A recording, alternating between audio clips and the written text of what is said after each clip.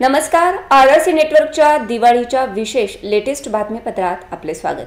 अशा आहेत आजच्या हेडलाइन्स प्रस्तुत करता the smart electronics mall, MV sales, Kholeshwar road, Akola. अच्छा प्रोडक्ट, अच्छी क्वालिटी।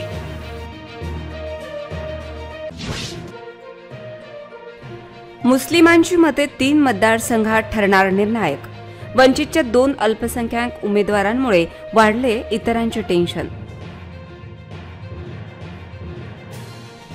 राज्यमातेची सऱ्याम कत्तल, मोठ्या प्रमाणात गोमांस जप्त, पोलिसांचा खुफिया विभाग झोपेत, जनतेच्या माहितीवर कारवाईचा देखावा।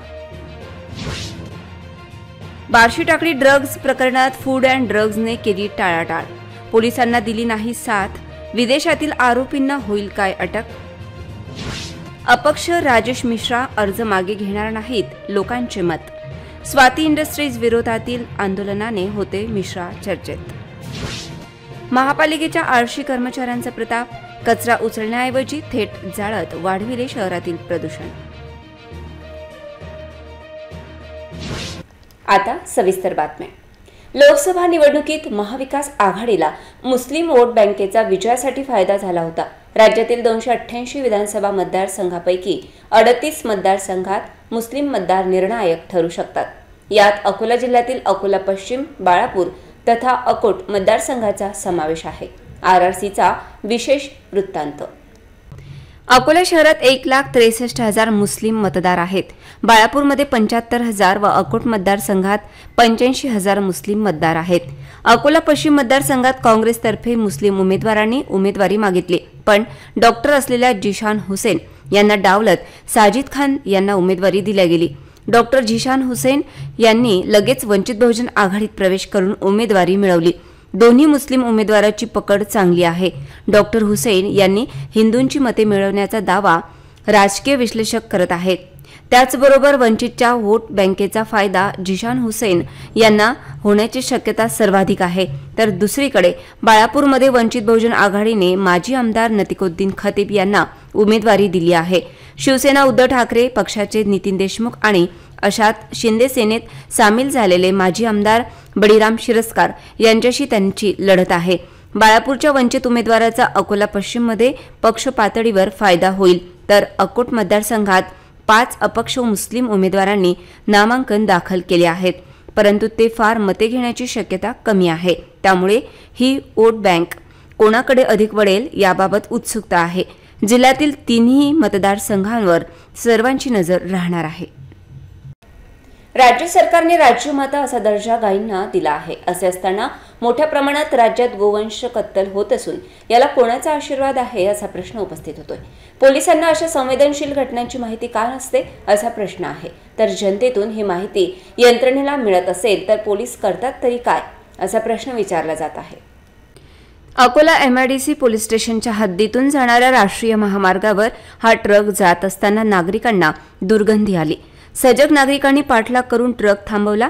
या ट्रकमध्ये जवळपास 10 ते 12 टन गोमांस असल्याचे आढळले। अमरावतीहून अकोल्याकडे येत असताना हा ट्रक पकडण्यात आला। या ट्रकमधून गोमांसाची वाहतूक केली जात असल्याचे नागरिकांच्या निदर्शनास आले। त्यांनी 1 नोव्हेंबर रोजी ट्रक थांबवला आणि पाहणी केली, तेव्हा त्यामध्ये गोवंशाचे मांस आढळले। वाहन चालकाला नागरिकांनी एमआयडीसी पोलिसांच्या स्वाधीन केले। दरम्यान एवढ्या मोठ्या प्रमाणात गोमांस कुठे नेला जात होते हे कोडे आहे। या प्रकरणी एमआयडीसी पोलीस तपास करीत आहेत। नागरिकांच्या सतर्कतेमुळे ही घटना उघडकीस आली। पोलिसांना याचा सुगावा का लागत नाही की त्यांचे अर्थपूर्ण दुर्लक्ष संपूर्ण घटनाक्रमाकडे आहे असा प्रश्न उपस्थित होतोय।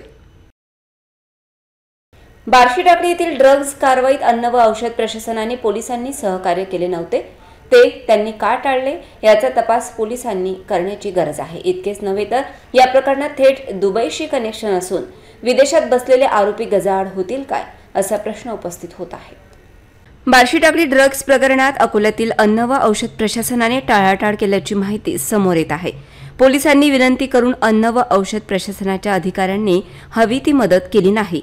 ही मदत का केली नाही याची चौकशी होण्याची गरज व्यक्त केली जात आहे। तर बार्शी टाकळी येथील ड्रग्ज प्रकरणात विदेशातून फडिंग तर होत नव्हते याचा शोध घेण्याची गरज आहे। इतकेच नाही तर या प्रकरणात स्थानिक ज्यांच्या जिनिंगमध्ये हा सर्व प्रकार झाला त्याचा या प्रकरणाशी काय संबंध अशी विचारणा आता होत आहे।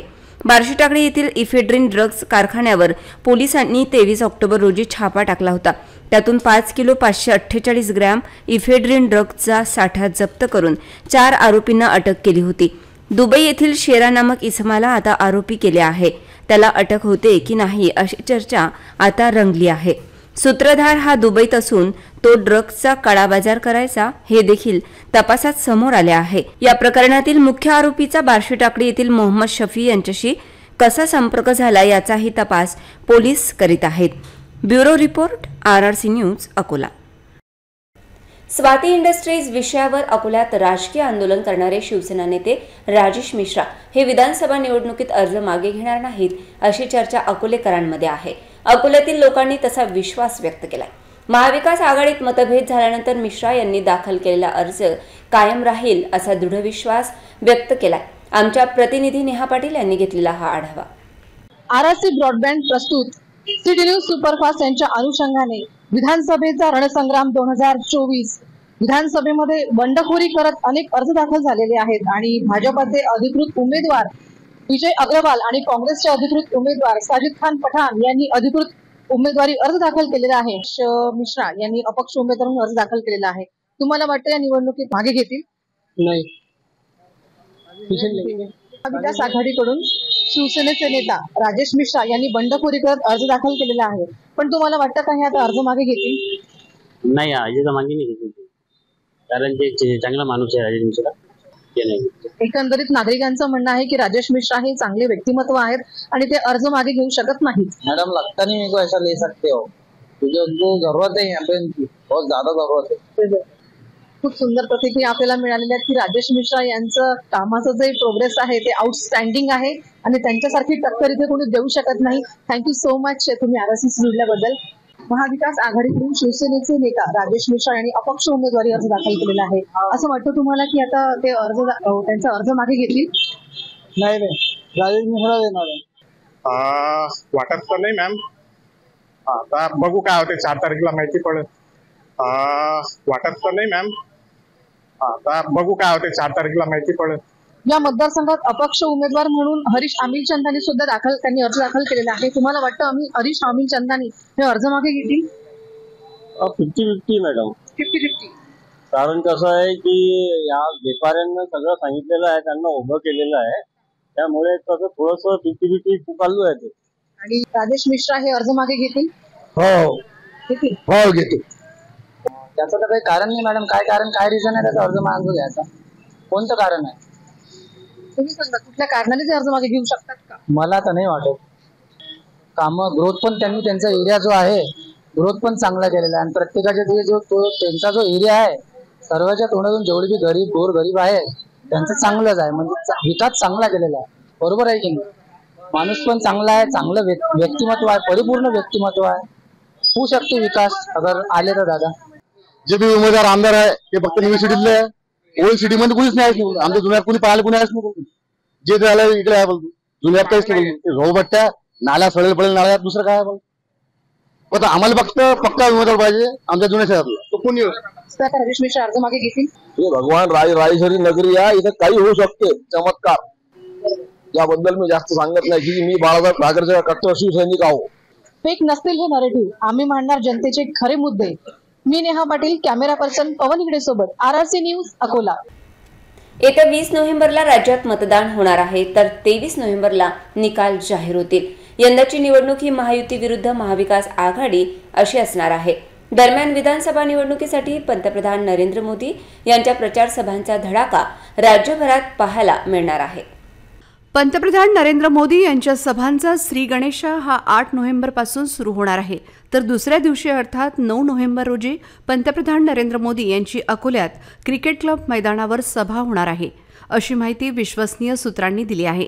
आगामी विधानसभा निवडणुकीची रणधुमाळी सुरू असताना अशातच पंतप्रधान नरेंद्र मोदी यांच्या प्रचार सभांचा महाराष्ट्रात धडाका पाहायला मिळणार आहे।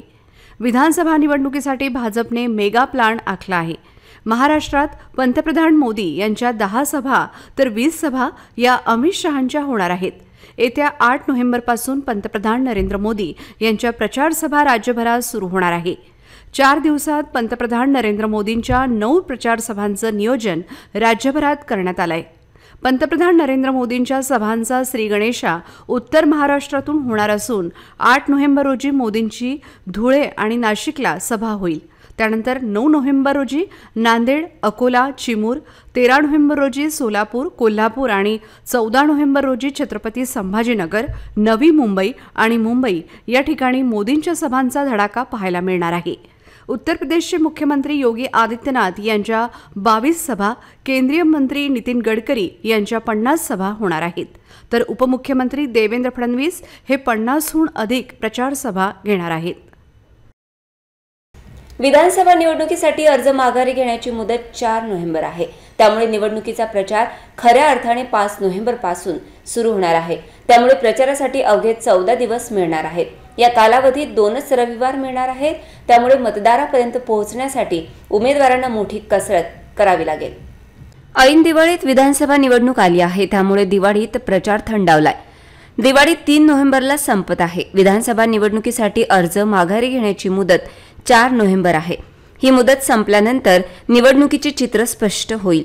त्यामुळे निवडणुकीचा प्रचार खऱ्या अर्थाने 5 नोव्हेंबरपासून सुरू होणार आहे. निवडणुकीसाठी येत्या 20 नोव्हेंबरला मतदान होईल. त्यामुळे विधानसभा निवडणुकीचा प्रचार 18 नोव्हेंबरला संपणार आहे. परिणामी प्रचारासाठी अवघे 14 दिवस मिळणार आहेत. प्रचार कालावधीत सुट्टीचा रविवार हा महत्त्वाचा असतो. या कालावधीत केवळ 10 नोव्हेंबर आणि 17 नोव्हेंबरला रविवार आलाय. रविवार प्रचाराचा वार ठरतो. विधानसभा निवडणूक महायुती विरुद्ध महाविकास आघाडी अशी होणार आहे. सर्वपक्षीय उमेदवार सोशल मीडियावर ऍक्टिव्ह झाले आहेत. या माध्यमातून प्रचार केला जात आहे. आदर्श आचारसंहिता लागू असून उमेदवार आणि त्यांच्या समर्थकांना सोशल मीडियावर प्रचार करताना आयोगाने घातलेल्या अटी शर्थीचे पालन करणे बंधनकारक आहे. पण ही बंधने धुडकावून लावत प्रचार सुरू आहे. अमरावती जिल्ह्यातील धारणीजवळ राणीगाव येथे विक्की किशोर सिंह ठाकूर यांच्या ऑटो पार्ट दुकानाला लक्ष्मीपूजनाच्या दिवशी आग लागली. त्यामुळे दुकानातील साहित्य जळून खाक झाले. यामध्ये 2 लाखाचे नुकसान झाल्याचा दावा केला आहे. राणीगाव ते कजोली मुख्य रस्त्यावर एका दुकानातून आगीच्या ज्वाळा दिसल्या. विक्की ठाकूर यांच्या दुकानाला आग लागली हे पाहताच लोकांनी आग आटोक्यात आणण्यासाठी प्रयत्न केले.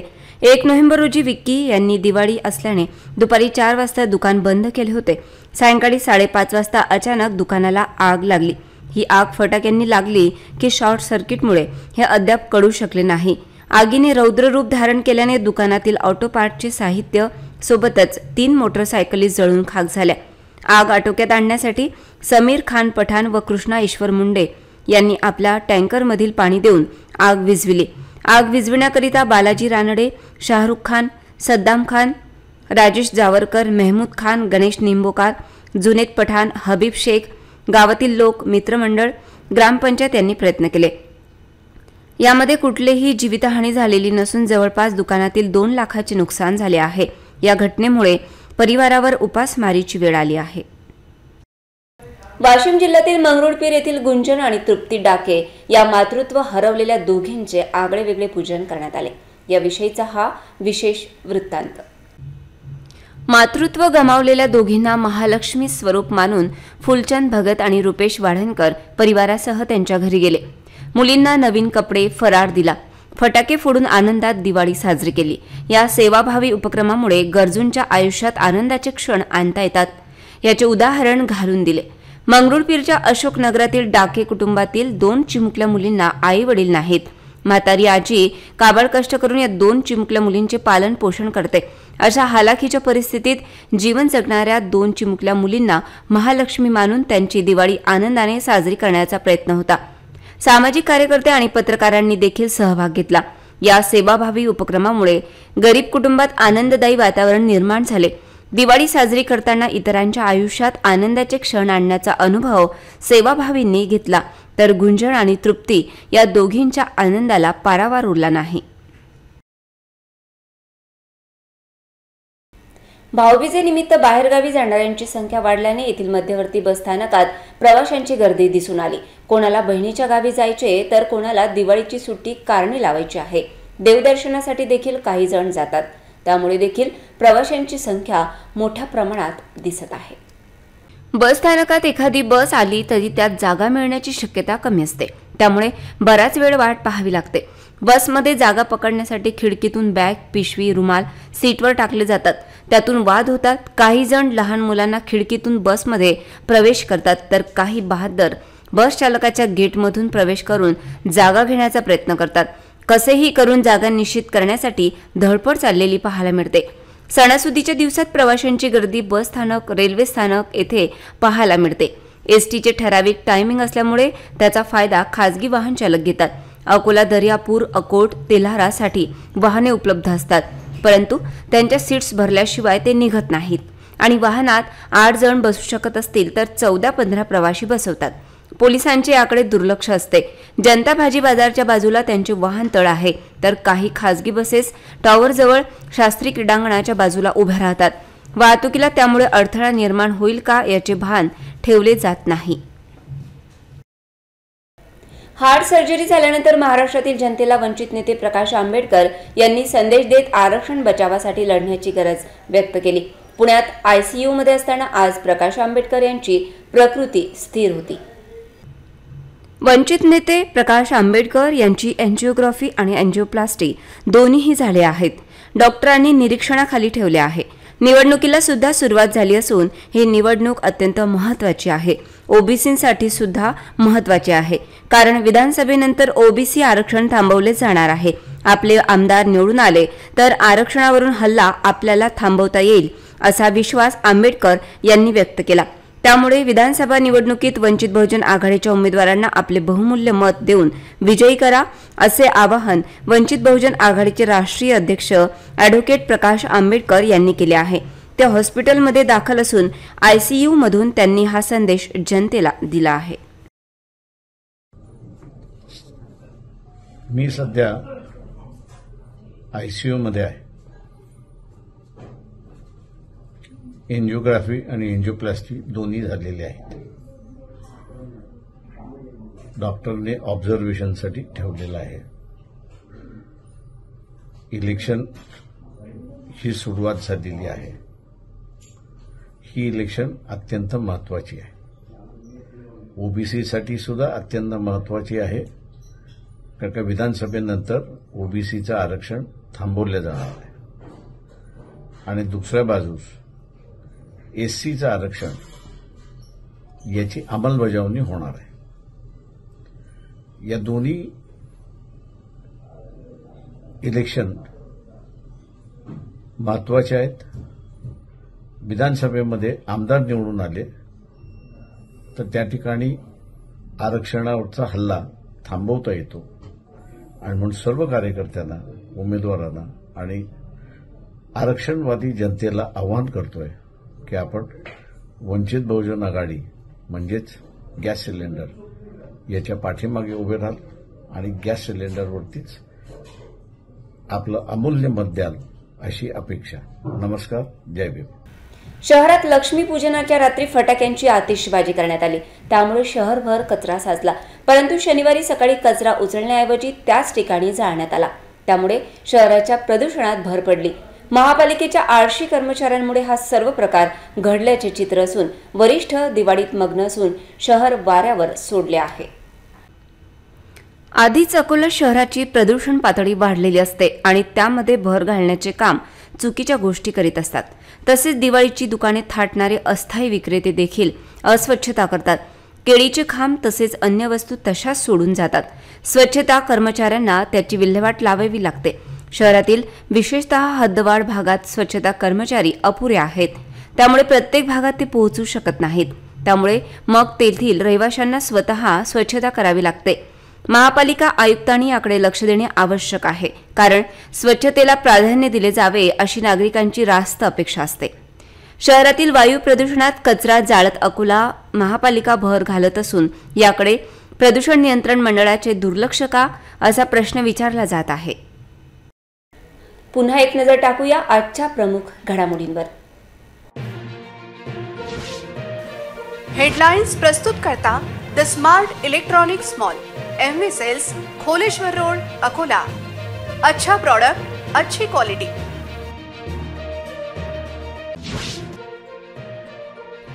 मुस्लिमांची मते 3 मतदारसंघात ठरणार निर्णायक। वंचितच्या 2 अल्पसंख्याक उमेदवारांमुळे वाढले इतरांचे टेन्शन। राज्यमातेची सरेआम कत्तल, मोठ्या प्रमाणात गोमांस जप्त। पोलिसांचा खुफिया विभाग झोपेत, जनतेच्या माहितीवर कारवाईचा देखावा। बार्शी टाकळी ड्रग्ज प्रकरणात फूड अँड ड्रग्जने केली टाळाटाळ, पोलिसांना दिली नाही साथ। विदेशातील आरोपींना होईल काय अटक? अपक्ष राजेश मिश्रा अर्ज मागे घेणार नाहीत, लोकांचे मत। स्वाती इंडस्ट्रीज विरोधातील आंदोलनाने होते मिश्रा चर्चेत।